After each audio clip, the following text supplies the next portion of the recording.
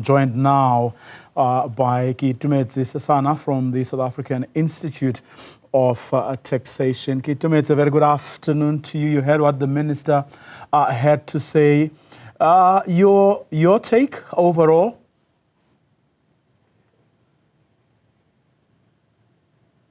So thank you very much for having us. So my take is that this was a very positive budget.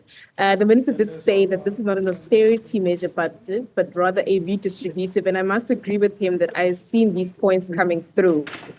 Of course, there are significant strides that we need to take. And we appreciated the fact that we now recognize as government that instituting more taxes and taxing people more is not the way out of this spending tax debt trap that we're currently facing. Of course, the taxpayers are going to bear the brunt of this. We saw that the general fuel levy, something that was increased. The minister did make mention that this is something that was not increased in the past 3 years. If you look at the previous budget, it was about 4 billion rand of revenue that was foregone as a result of not increasing the general fuel levy. So those were kind of the low-hanging fruit that we had suspected that the government would go for in order to raise the revenue. But we're really also encouraged by the fact that the revenue authorities have now been given more muscle to go out and collect the taxes that are already outstanding. This has been a call from us as the South African Institute of Taxation for many years, saying that there is this tax gap. As opposed to introducing new taxes, we need to go out and collect the taxes that are due. The commissioner, they're mentioning that about 25 to 30 billion rand is an amount that they've estimated that they can collect per year. That, of course, as the minister also mentioned, is a drop in the ocean, but it is a good drop in the ocean because it shows that we're on the right track. And the revenue authorities have started on these types of measures in order to go out and collect outstanding debt, improve and modernize their AI in order to bring or bolster the fiscal pockets or the fiscal purse. And this is very positive that came out from the budget today. Well, it's interesting you're saying it is not an austerity budget. Edward Kiswet are saying it actually is an austerity budget. It's teaching us to live without, within our means. And that is very, very positive. And I do agree with the commissioner there, Mr. Edward Keitumetse, that to a certain extent it is austerity. The government is now realizing that spending has been on the upward trajectory and it is not sustainable. And therefore, we need to look into our pockets and see what we can redistribute and reprioritize in order to, get on board with what we want to go as a fiscal framework. Looking at the project that the Treasury is undertaking, to look at the spending inefficiencies and the amount of money is about 37.5 billion that they forecast that they can raise by, cutting the budget, looking at where they can, reprioritize and synergize and create greater efficiencies. Shows that while it has been picked to be a redistributive budget and not austerity measures, but those measures have been put in place alongside redistributive measures to get South Africa on a proper fiscal framework that is sustainable for the country.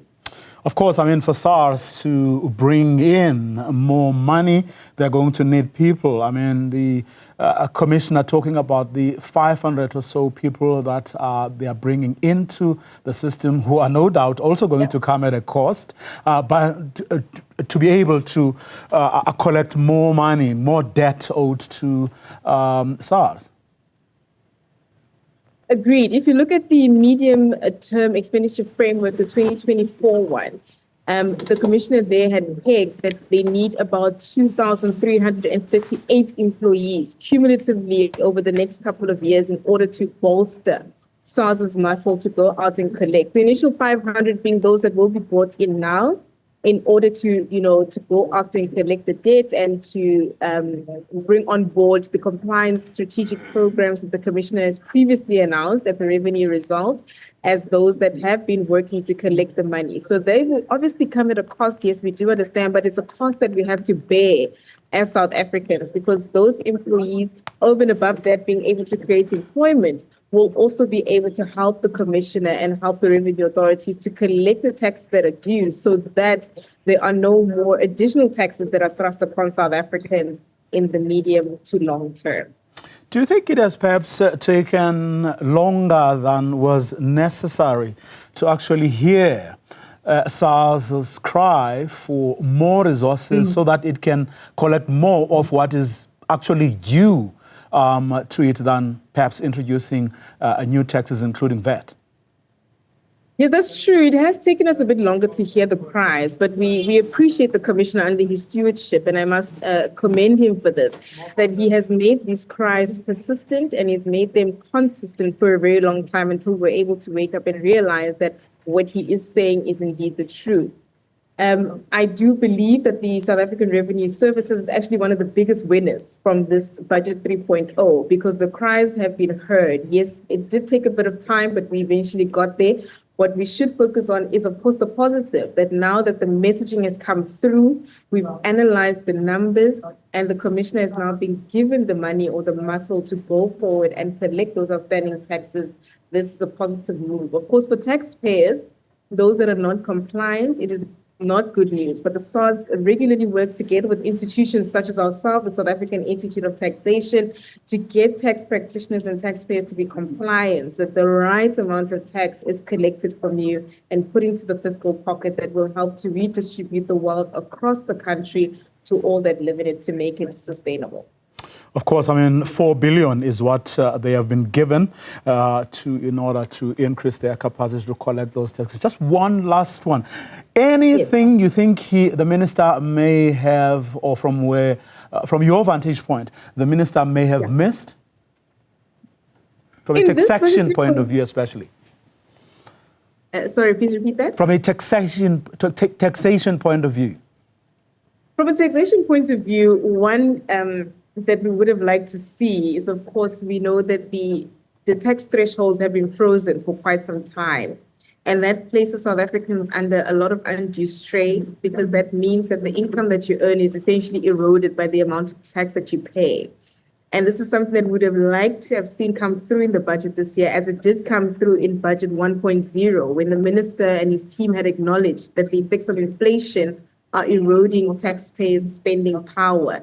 And therefore, they had adjusted the tax tables partially and fully for inflation. However, as a result of having to drop the value-added tax increase, they reneged or went back on that decision. So that is one that we would have liked to see. Just the acknowledgement that the inflation is eroding purchasing power for taxpayers, and to go back to the original decision on the 12th of Feb to have those tax tables fully or partially adjusted. Of course, that didn't come through because that would have meant more foregone revenue. And we know that as a result of the non-adjustment, they've been able to raise about 19.5 billion, which is, of course, money that the fiscus now needs because the VAT is not increasing. So we look forward to, these measures of redistributing and synergizing spending actually yielding results, so that in the long term, measures such as adjusting the tax tables, can then be put back onto the table to really help taxpayers out. Keitumetse, Sesana, thank you very much for your time and insights. Really appreciate it, from the South African Institute of Taxation.